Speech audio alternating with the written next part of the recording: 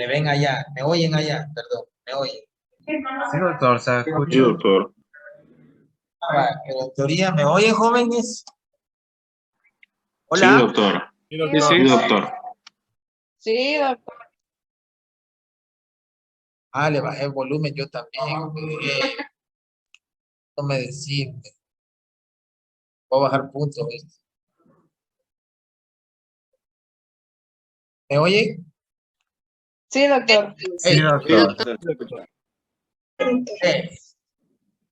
Todos están con café y chocolate, dormidos, tirados. Son parte de las ventajas de la enseñanza virtual. Bueno, miren, vamos a ver fisiología respiratoria. Tengo 45 minutos para dar esta clase. Eh, he quitado la mascarilla porque todos ellos tienen mascarilla y ya me cansé. Quita la nariz. Bien, en el puntero. ¿Sí? Vale. Vamos a hablar de fisiología respiratoria en pediatría. Hablar de respiración es hablar de múltiples componentes.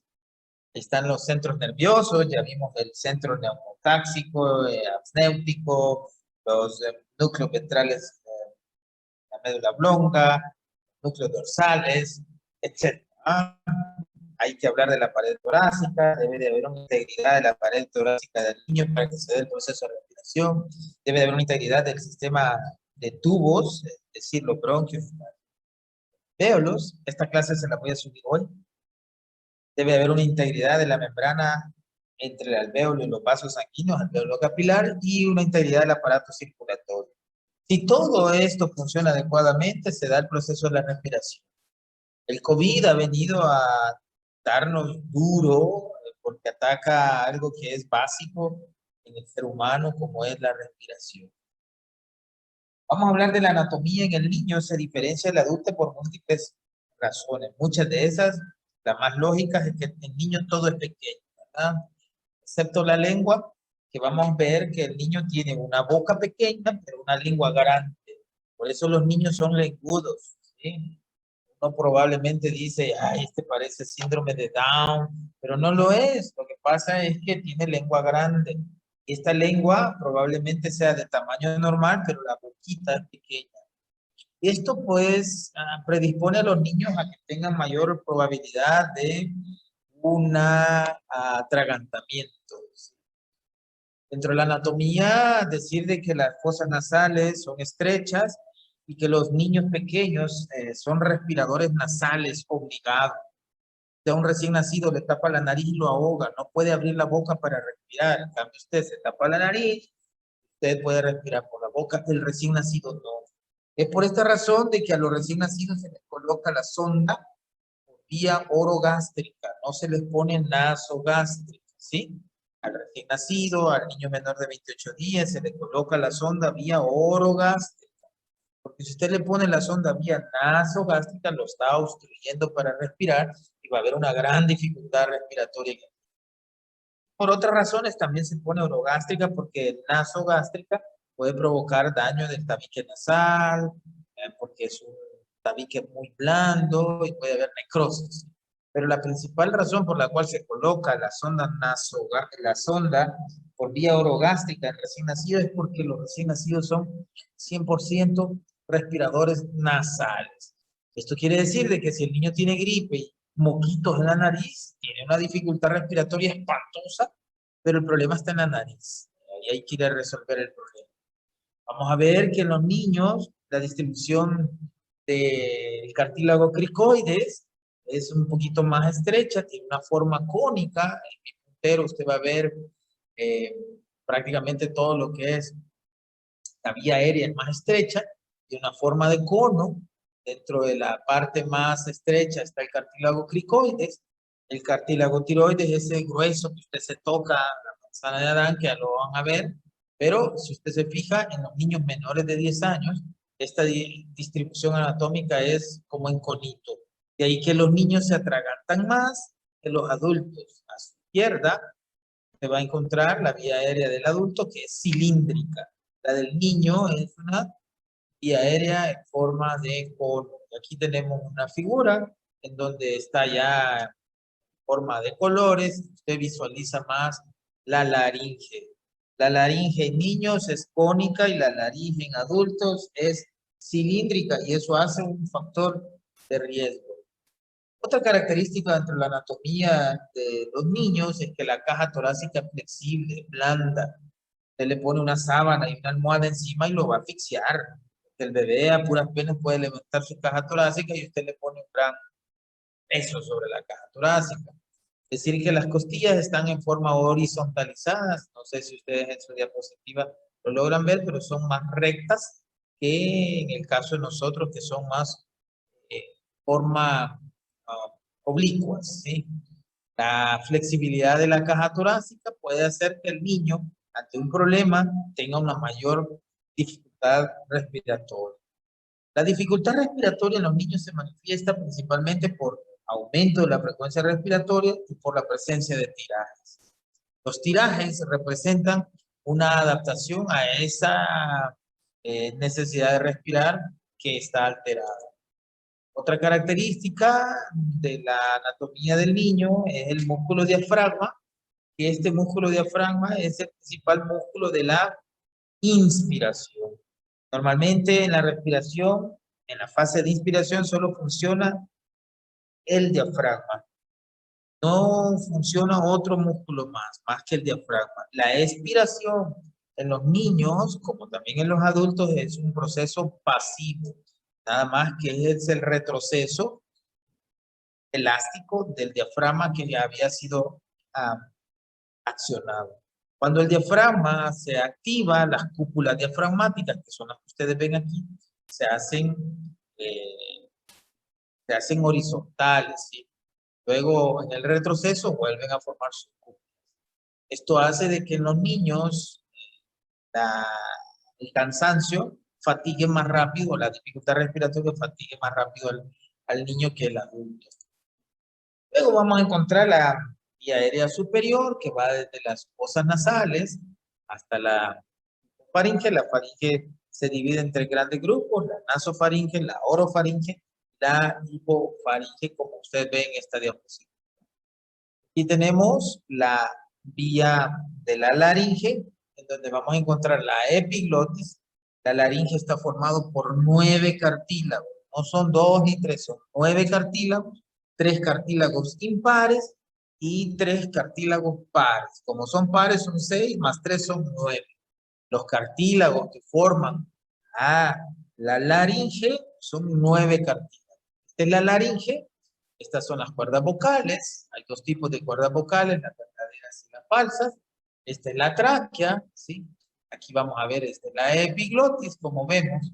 Y prácticamente la laringe es la parte superior de la tráquea, donde se da la capacidad de poder hablar. Estas cuerdas vocales vibran ante la salida del aire. Usted quiere hablar, primero inspira y luego va sacando el aire. Y usted habla durante la expiración. No sé si usted se ha dado cuenta, pero usted habla en la expiración. Es bien difícil hablar en la inspiración, ¿verdad? Eso lo hacen los ventrílocos, que pueden tener esa capacidad. Pero la expiración es el acto de hablar. Son las cuerdas vocales que están en la laringe. La glotis no es más que el espacio donde se encuentran las cuerdas vocales. Aquí tenemos la laringe, una vista externa, la vista desde afuera, y aquí tenemos los 9 cartílagos. 3 cartílagos impares, ¿sí? Son el epiglotis, tiroides y cricoides, y 3 pares de cartílagos, que son los aritenoides, los corniculados y los cuneiformes. Estos van a formar la laringe, que son 9 cartílagos. El cartílago tiroides y cricoides nos van a dar una forma cónica de la vía aérea superior en los niños menores de 10 años, como aquí lo vemos.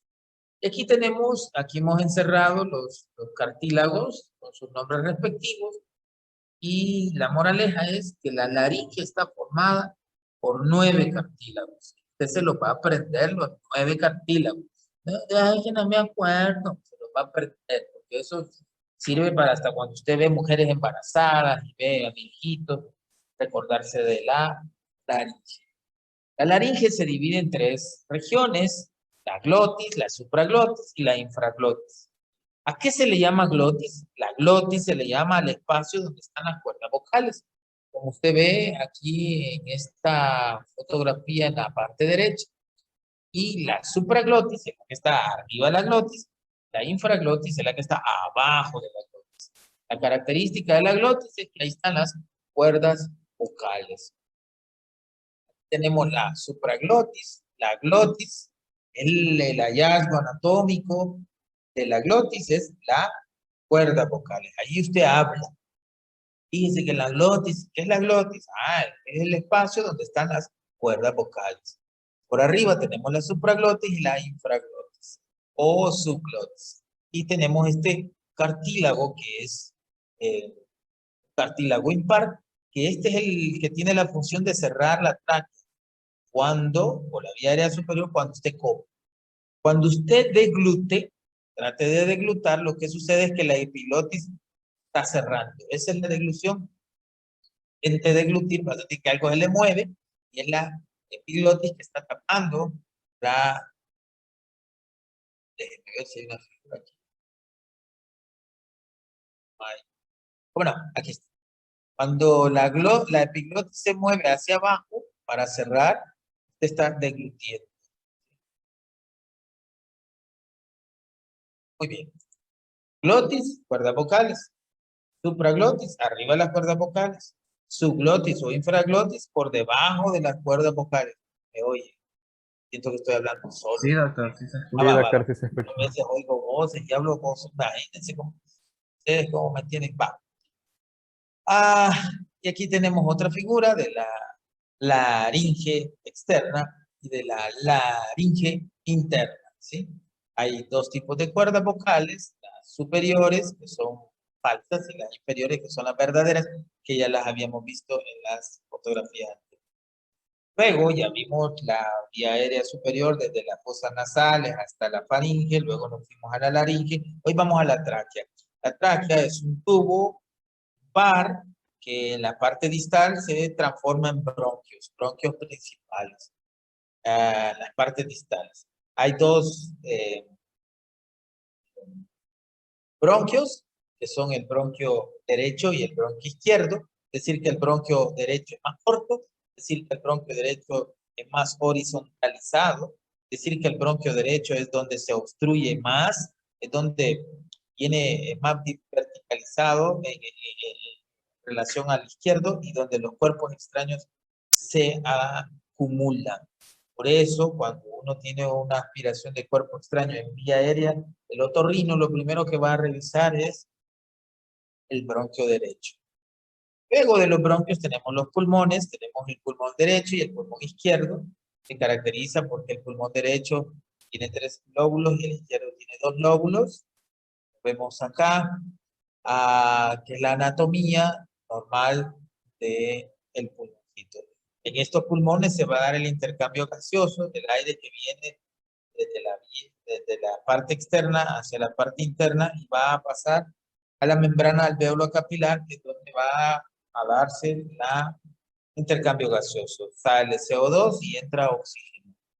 Aquí tenemos los 3 lóbulos, ¿sí? Los 3 lóbulos del lado derecho, pulmón derecho tiene 3 lóbulos y el pulmón izquierdo tiene solo 2 lóbulos, ¿sí?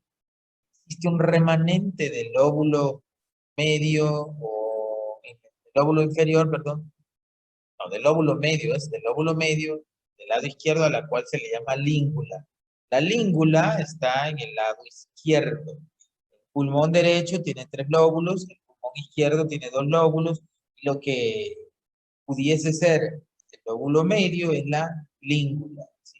Cuando usted me dice, me duele la língula, yo pienso que es el pulmón izquierdo, ¿verdad? Porque el lado derecho no tiene língula. Bueno, aquí tenemos una acoplación del pulmón con el corazón. Vemos los vasos sanguíneos gruesos. Tenemos la vía del corazón. Ya medio estudiamos la fisiología. Y esto es lo que hoy en día está siendo afectado en el ser humano, que es la vía respiratoria. Vean los 3 lóbulos del lado derecho y los 2 lóbulos del lado izquierdo. Vean la cisura horizontal, ¿sí? Vean la cisura oblicua. Es decir, que el lóbulo, perdón, que el pulmón izquierdo, ¿sí? No tiene cisura horizontal, ¿sí? No tiene cisura horizontal, solo tiene la cisura oblicua. ¿Dónde está la cisura horizontal? Está en el pulmón derecho. ¿Estamos de acuerdo? Sí. Solo tengo 4 alumnos aquí. Todos me dicen que sí. A mí por eso me gusta lo presencial. Pero... Ok. Cuando analizamos el transporte de aire desde la vía del ambiente hacia los pulmones, vamos a encontrar ciertos espacios que funcionan para transporte de aire, en este caso de oxígeno. ¿A qué se le llama espacio muerto? El espacio muerto es aquel que no participa en el intercambio gaseoso. Es decir, es aquel espacio en donde no se da el intercambio de dióxido de carbono con oxígeno. ¿Dónde se da eso? En los alvéolos. ¿Dónde se da eso? En la membrana alveolo-capilar. Hay 2 tipos de espacios. Está el espacio muerto anatómico, que son, por ejemplo, las nasales, la glotis, la tráquea, los bronquios, que no participan en el intercambio gaseoso. Está el espacio muerto fisiológico. El anatómico son los canalitos. El fisiológico, existen algunas condiciones que hacen de que no se dé la oxigenación adecuada debido a consecuencia de otras patologías. Cuando analizamos o queremos definir el espacio muerto, son áreas donde llega aire, a eso se le llama áreas ventiladas, pero no hay un vaso sanguíneo, no está perfundido, ¿sí?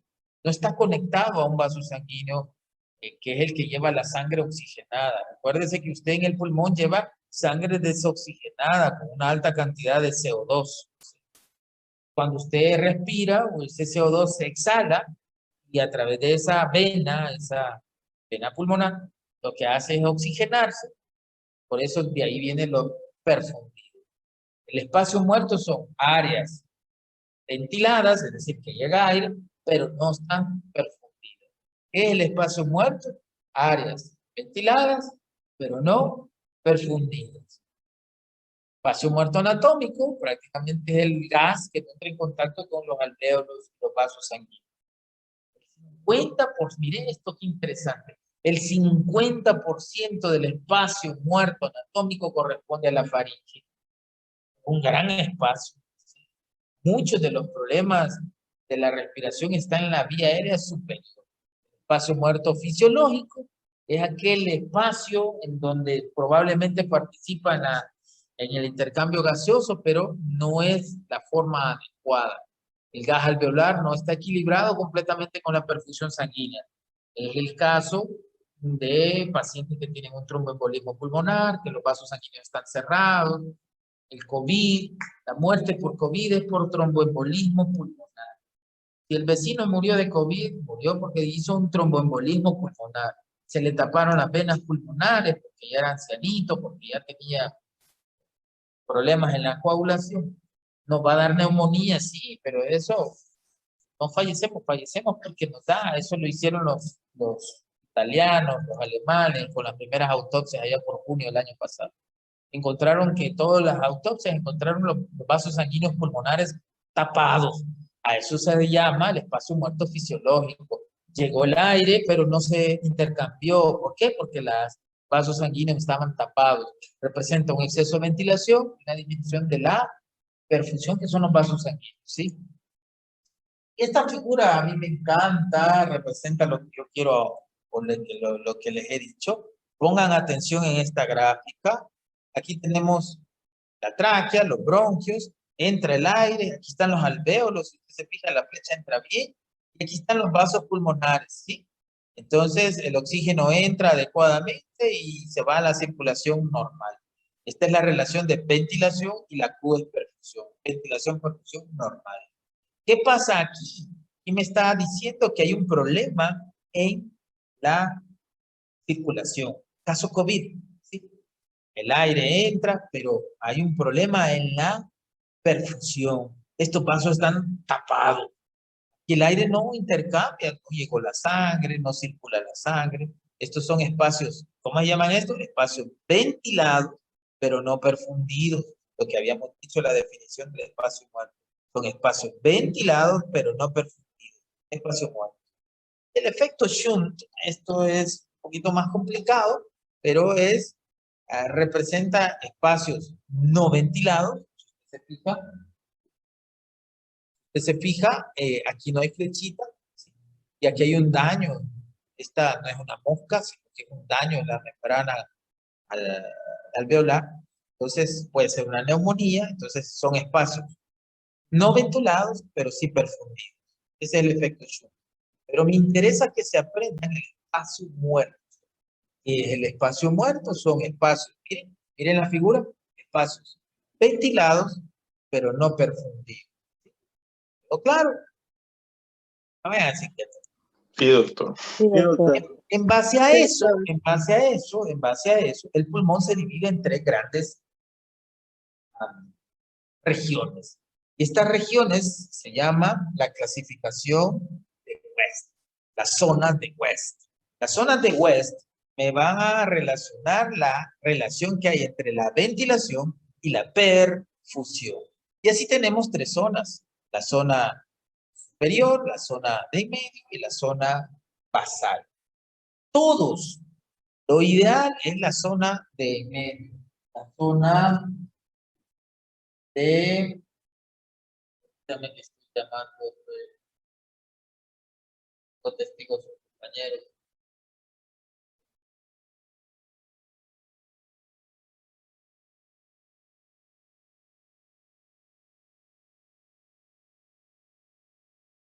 La zona de West, la zona 2. La zona 1 es el vértice, la zona 2 es la parte media y la zona 3 es la parte basal.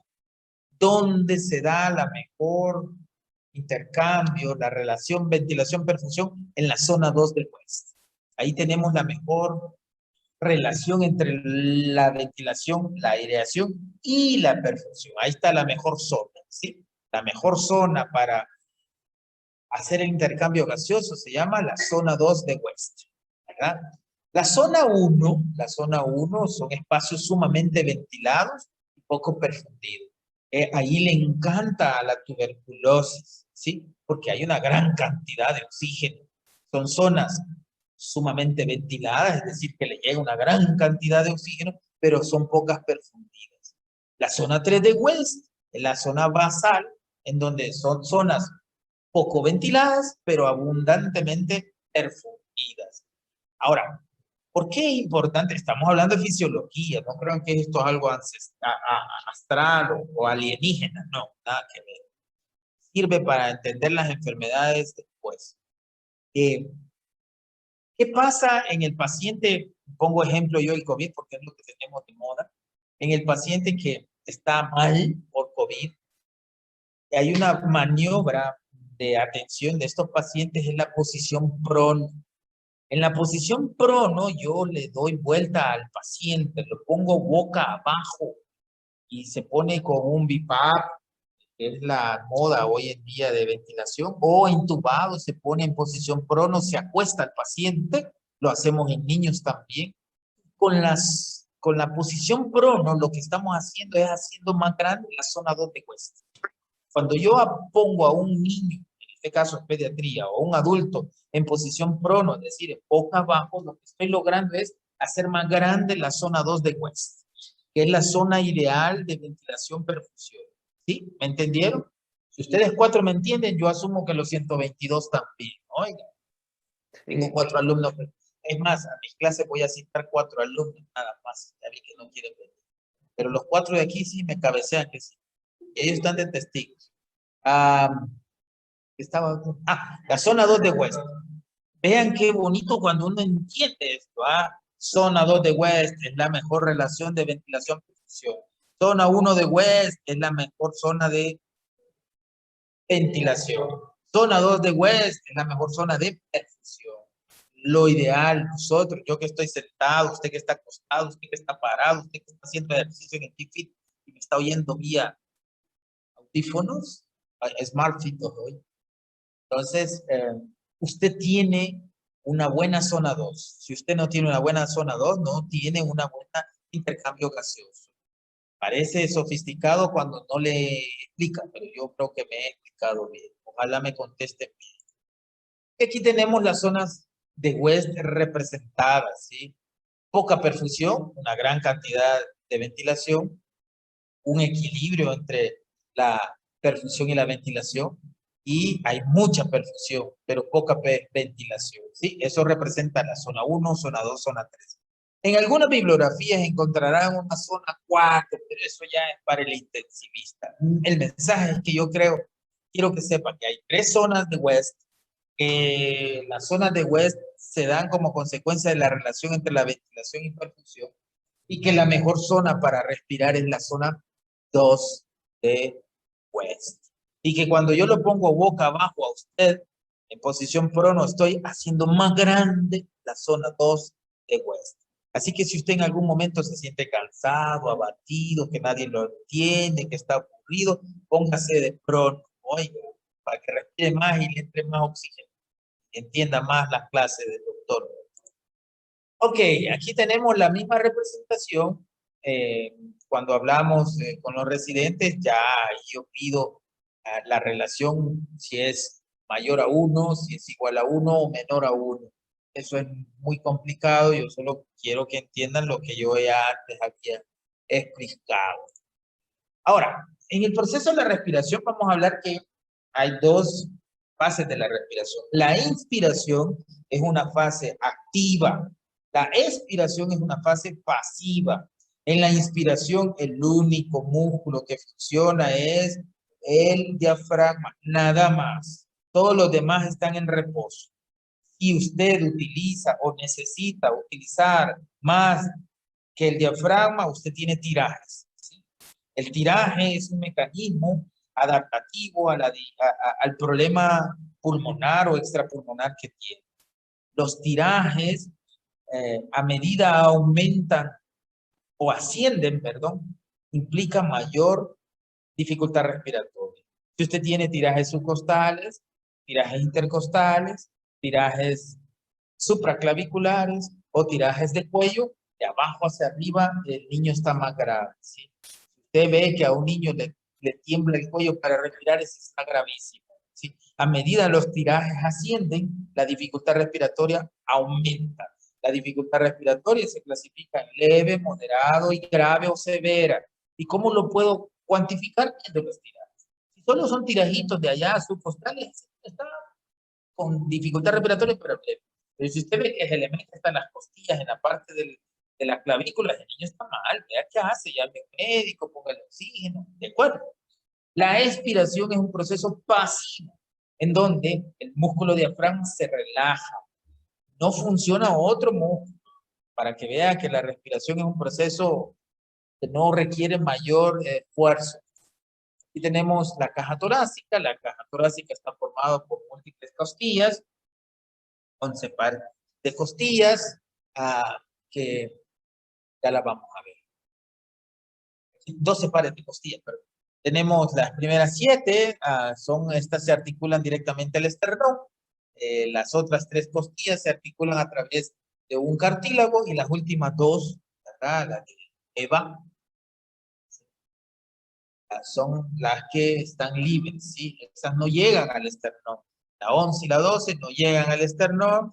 La 8, 9 y 10, estas llegan al esternón a través de un cartílago, y las otras se articulan directamente al esternón a través de forma directa. Bueno, ya hablamos de esto. Aquí está la inspiración. En la inspiración usted llena el pulmón, la caja torácica se expande, en la inspiración baja el pulmón, perdón, desciende el pulmón, o más, se desinfla el pulmón y desciende la caja torácica, como usted ve en esta diapositiva. Está desvelado, Netflix. No, ahí tiene, dice, aquí aquí se ha dado un evento, fíjense, aquí entre 4 se me durmió uno, qué triste. Tengo 4 alumnos y se me durmió, fíjense. No les voy a decir quién es. Va. Ah. Ah, dijimos, ya esto ya lo hablé, que la expiración es pasiva, la inspiración es activa, ¿sí?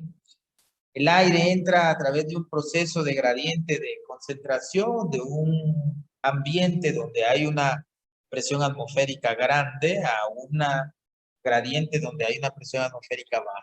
El aire se mueve de zonas de mayor a menor presión, ¿sí? Si no, no hubiera entrado. Si fuese a la inversa, en el alvéolo tuviera mayor presión, no entra. Es por una diferencia de presiones. La presión atmosférica fuera en el ambiente de 760 milímetros de mercurio. Cuando usted pone el oxígeno de por medio y entra a través de la nariz es de 160 milímetros de mercurio. Cuando usted llega a la tráquea donde hay humedad, usted baja a 150 milímetros de mercurio. Y cuando llega al alvéolo, baja a 100 milímetros de mercurio. Como usted ve, 760 allá afuera, 160 milímetros en la garganta, 150 en la tráquea y 100 en el alvéolo. El aire entra por un gradiente de presión, es decir, de mayor presión a menor presión, y a través de un proceso respiratorio que ya lo explicamos. Tenemos el proceso de la inspiración, ¿verdad? Las cúpulas diafragmáticas descienden, la expiración, las cúpulas diafragmáticas ascienden. Tenemos los músculos, ¿verdad? Estos son los músculos que participan en la inspiración activa, ¿sí? No en la inspiración normal. En la inspiración activa o tirajes, usted echa a mano ya de otros músculos como los intercostales externos, los serratos, los escalenos. Por eso usted a medida van ascendiendo los tirajes, usted ve mayor dificultad respiratoria.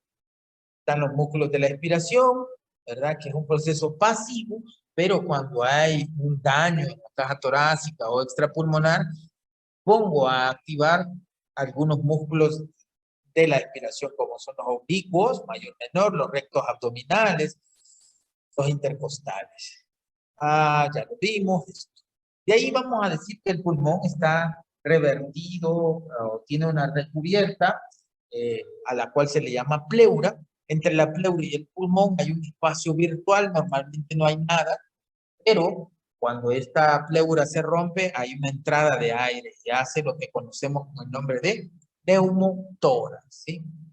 Y aquí tenemos las partes de afuera hacia adentro, de las capas, digamos. Así tenemos hacia afuera la pleura visceral, en la que está en contacto con la caja torácica, el espacio virtual pleural, luego tenemos la pleura visceral, en la que está pegada al alvéolo, y luego tenemos el alvéolo y el diafragma. Esto lo vimos en el seminario de tórax. Yo les dije que es importante que conozcan las capacidades y los volúmenes. Cuesta, no dije que no, pero es importante conocer las capacidades y los volúmenes. Capacidades son sumas de volúmenes. Volúmenes es lo que ya vamos a ver, y aquí tenemos la capacidad pulmonar total, la capacidad vital, la capacidad inspiratoria, la capacidad residual funcional. Aquí está el volumen respiratorio eh, forzado inspiratorio, el volumen de cierre, el volumen expiratorio forzado, el volumen residual. Entonces, aquí normalmente se da la respiración. A esto se le llama volumen corriente, ¿sí? Es el aire que se mueve en cada ciclo respiratorio. Volumen corriente o volumen tidal. ¿Cómo se llama? Volumen tidal o volumen corriente es el aire que se mueve normalmente en una respiración normal, ¿sí? Que usted ve aquí. ¿Cómo se llama eso? Volumen corriente. ¿De qué otra forma se llama? Volumen tidal. Es el aire que normalmente se mueve en una respiración normal, la que usted está haciendo ahorita. Quizás yo no, porque estoy hablando. Ahora, quiero que vean esto. La capacidad residual funcional es el volumen residual y el volumen residual expiratorio. Este es, a otro le llaman volumen expiratorio máximo, ¿sí? Cuando yo inspiro profundamente, ahorita voy a inspirar, voy por aquí, miren, ya no puedo, topé, ¿sí? Eso es el volumen respiratorio el volumen inspiratorio máximo, ¿sí? Es lo máximo que puedo inspirar, ¿sí? Cuando yo saco el aire, la cantidad máxima de aire que yo puedo sacar, ese es el volumen expiratorio máximo, forzado. Ahora, la suma de este volumen expiratorio máximo y el volumen residual me va a dar la capacidad residual funcional. Miren, Torfi, que está complicado. Volumen tidal es la cantidad de aire que se mueve normalmente en un ciclo respiratorio. Y la capacidad residual funcional, ¿sí?, es el aire de reserva, ¿sí?, en la expiración. Está lo que dice, pero mire, dice, hasta lo pongo en azul. ¿Ah? Dice, volumen de gas que permanece en el pulmón al terminar la expiración normal. ¿Qué es la capacidad residual funcional? Es el volumen de aire de reserva en la expiración. ¿Sí? ¿Por qué es importante?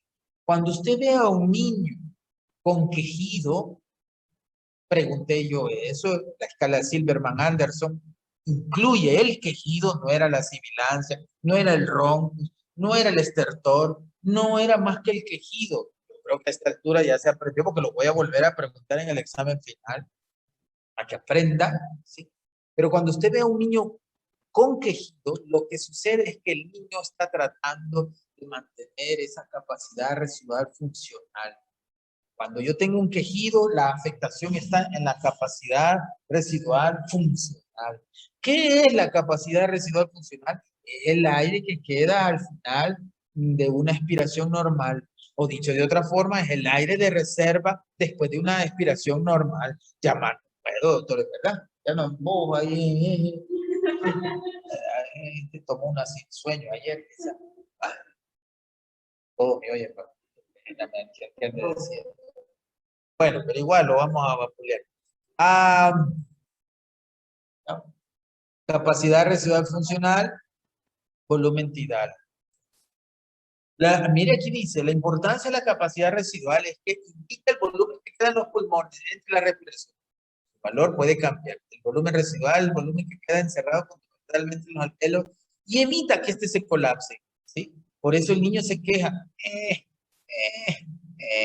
Cuando un niño se queja, lo que está haciendo es aumentar su capacidad residual funcional. Evita que el colapso del alvéolo se dé. Una vez el alvéolo colapsado, cuesta inflarlo. Eso es como una vejiga. Si usted le mete agua, cuesta inflarla. Entonces, una vez inflada, ya no cuesta inflarla, pero cuando se desinfla, cuesta inflarla. El volumen corriente, ¿de qué otra forma se llama el volumen corriente, jóvenes? El volumen tidal normal en una persona, un bebé normal, es de 6 a 8 cc por kilogramo de peso. Está 6 a 8. Resistencia. Cuando yo tengo la resistencia, es la obstrucción a la entrada del aire. Cuando yo tengo mocos, hay resistencia. Cuando yo tengo una neumonía, tengo resistencia a la entrada del aire. Esa es resistencia. Es la fuerza de oposición que se genera el flujo de aire. El flujo de aire normal desde la nariz hasta el pulmón tiene una forma laminar. Laminar, ya lo vamos a ver. Esto no lo aprendan, un famoso personaje, Jean-Louis Marie Poncil, fue quien hizo la ley de Poncil, que lo vemos aquí, que habla de la resistencia de 8 veces por la longitud, por mí, por radio a la cuarta. Eso nos lo va a aprender. Simplemente quiero que sepa que existe esta ley, la ley de Poncil. Pero lo importante es que a medida el calibre del tubo disminuye, la resistencia aumenta. Eso es el mensaje.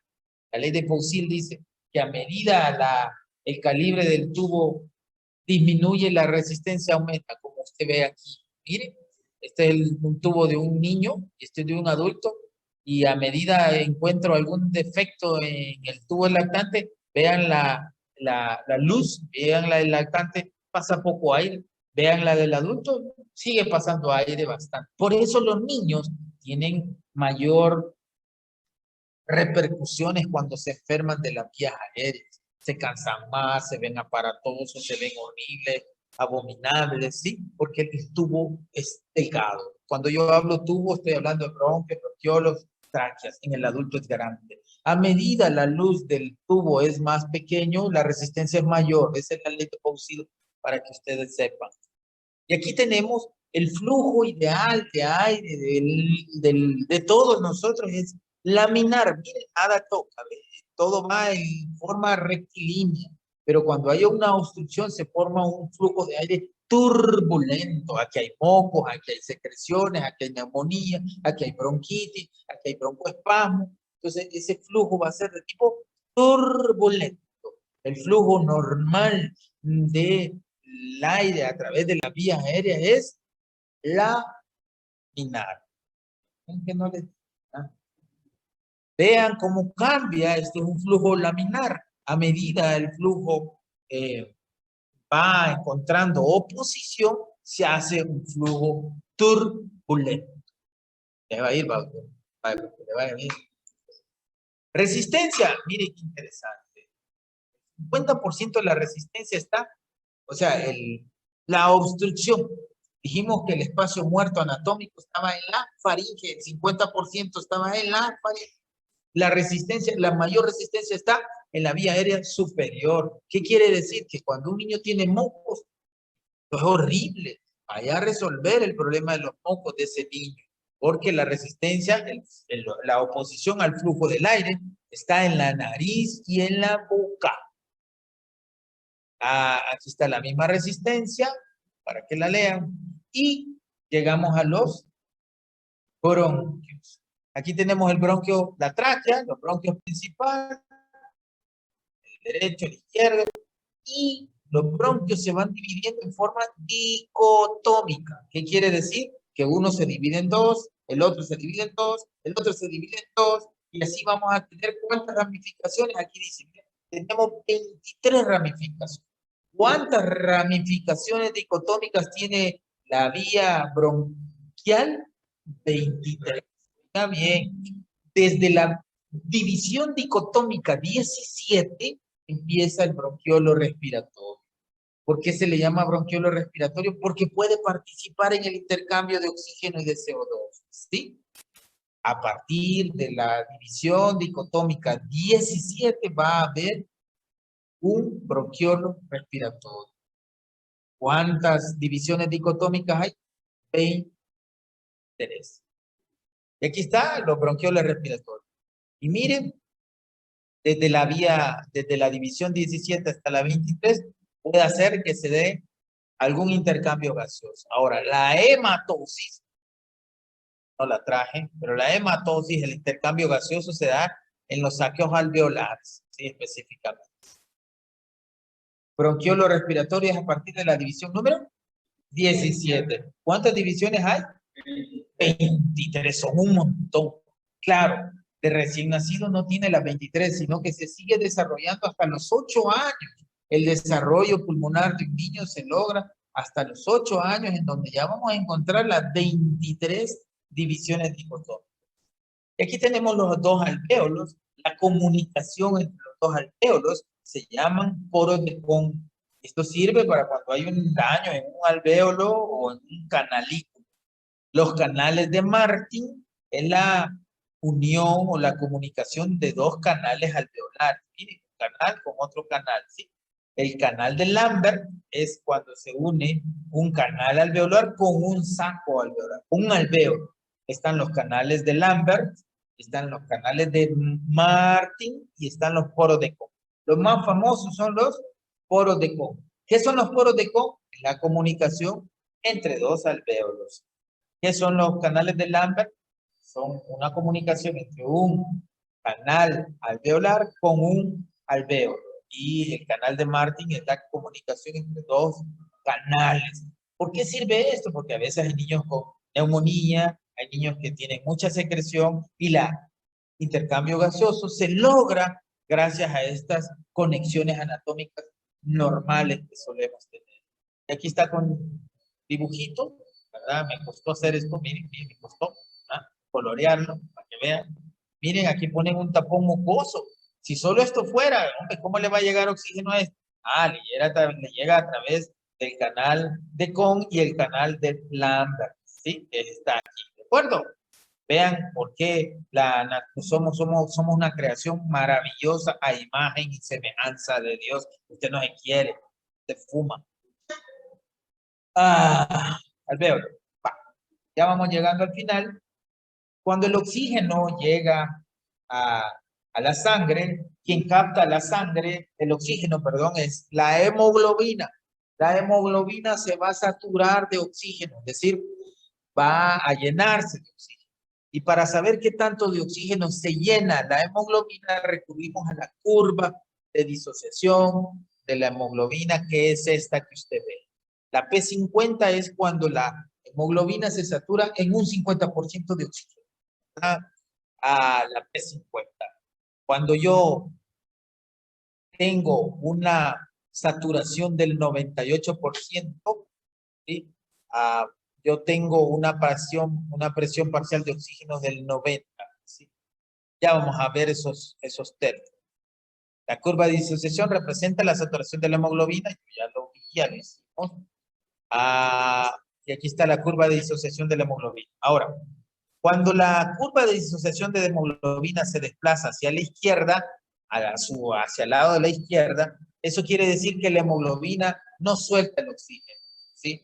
Llega al dedo gordo del pie, pero no le da oxígeno, y el dedo gordo del pie se pone morado. Pero usted le pone el aparatito que usted anda y satura 100, pero el dedo gordo del pie está morado. ¿Por qué? Porque la hemoglobina está desplazada hacia la izquierda.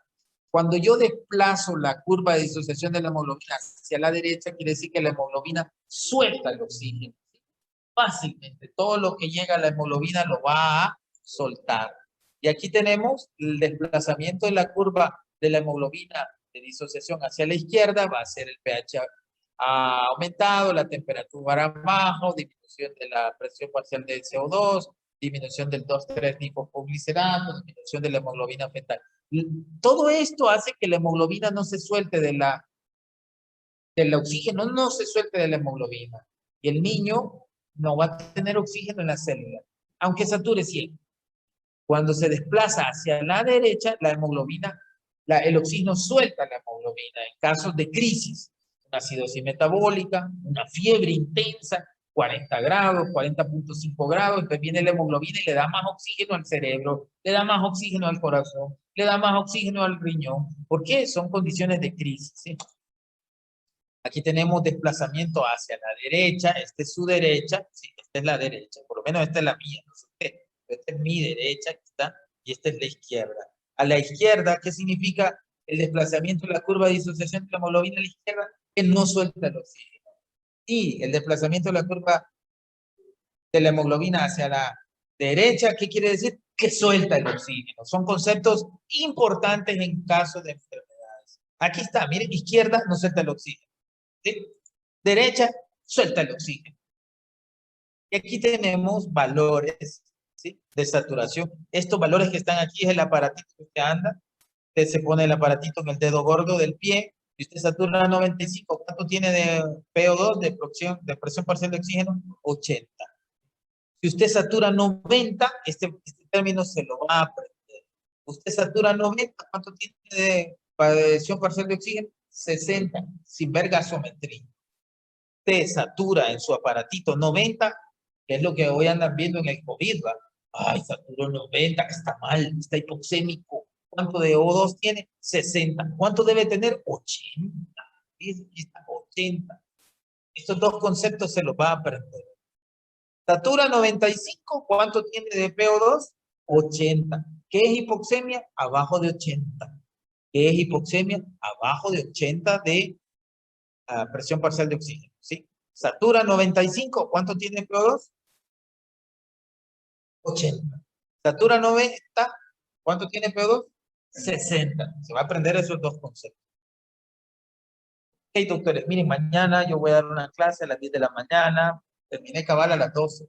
Voy a dar trauma craneoencefálico, que es la clase que no ha dado el doctor Josué Peña. Ahorita mis alumnos que están aquí me están invitando a una Coca-Cola. Ay, el pollo café a domicilio, lo que pasa es que Hugo no ha venido. ¿Quedó claro? ¿Preguntas, doctores? No, doctor, todo bien. Doctor, yo solo tengo una pregunta. Diga. No me quedó claro con lo de la curva de disociación de hemoglobina. Ahorita ¿Cuál? te lo explico de nuevo, ¿oíste?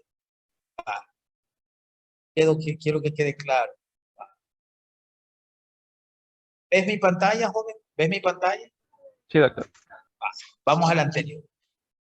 La hemoglobina capta el oxígeno. La hemoglobina transporta el oxígeno hacia las diferentes partes del cuerpo.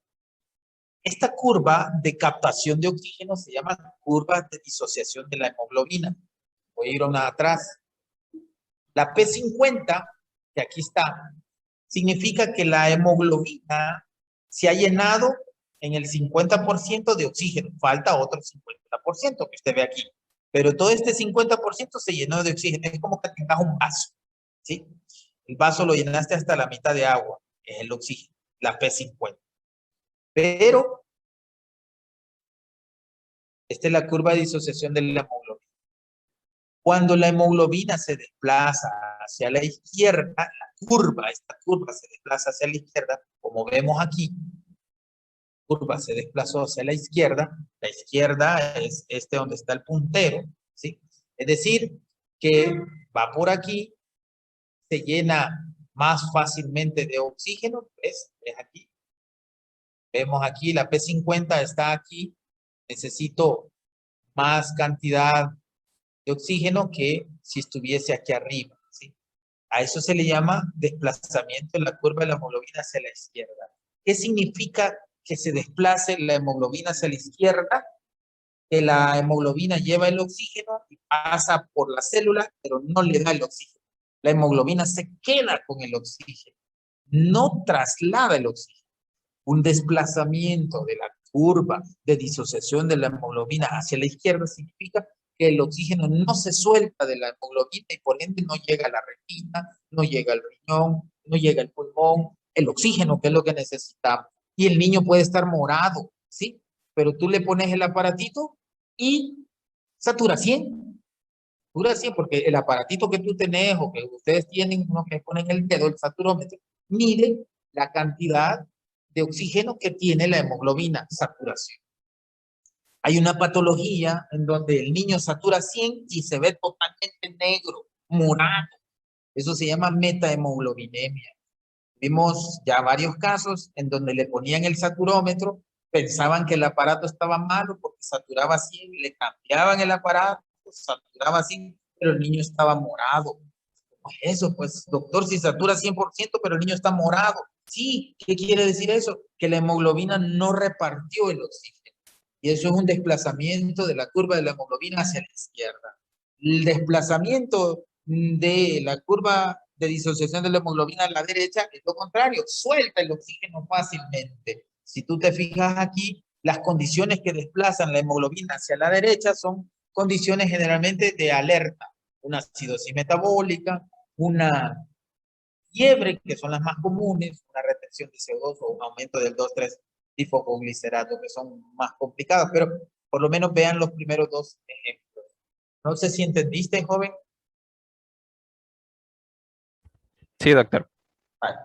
No te lo Gracias, vuelvo a doctor. explicar. Otra pregunta. Y al final aquí le pongo, mire, hasta en rojo. Desplazamiento de la curva de la hemoglobina hacia la izquierda, no suelta el oxígeno, ¿ah? No llega a la célula, no llega a los tejidos. El desplazamiento de la curva de disociación de la hemoglobina hacia la derecha libera el oxígeno fácilmente en tiempos de crisis. ¿Otra pregunta? ¿No? Nos vemos mañana a las 10 de la mañana. El examen es el jueves. Mañana les publico el horario. Vamos a cambiar el seminario del día jueves para el día viernes. Yo les mando todas esas noticias a través del clase. Que les vaya bien, que descansen, que duerman y que almuercen. Gusto verles. Gracias, doctor. Gracias, doctor. Gracias, doctor, que tenga un buen día. Gracias. Bueno, Gracias. yo